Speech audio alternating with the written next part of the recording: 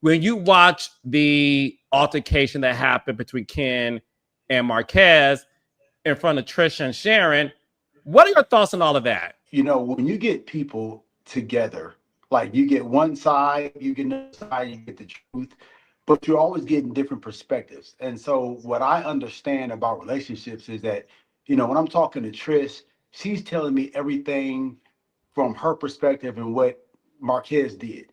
And when I'm talking to Marquez, he's telling me everything what Trish did, but no one's taking accountability for it. And so I know we're missing a lot of the story as far as what they did, what they felt, what's really going on in the situation. And so that's why, to me, it's a little hard to understand when there is, for me, I can see through the lines, it's unfinished business when it comes to Marquez and Trish. Like that's what we're getting the residue of.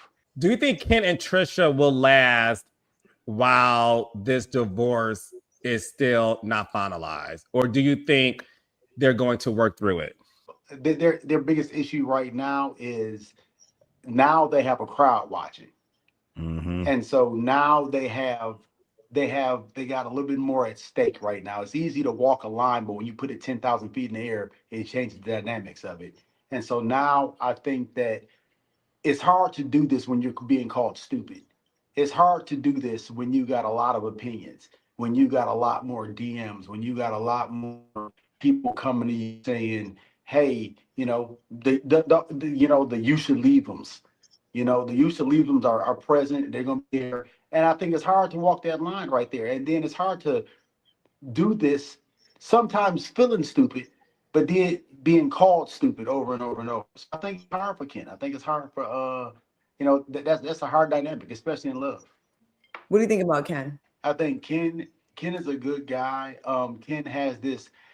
Ken is going to meet. That's my guy, but he goes through the same stuff that handsome men go through later on in life, and medium attractive guys go through early in life. You know, like I learned this lesson. Learn at 17. You know, What do you What mean? is that? What is that? Break It's- that down, please.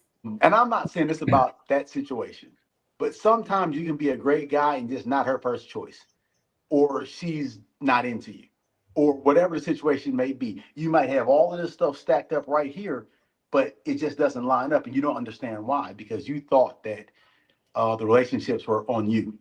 You thought that if I just be a good guy, then it'll all fall in place.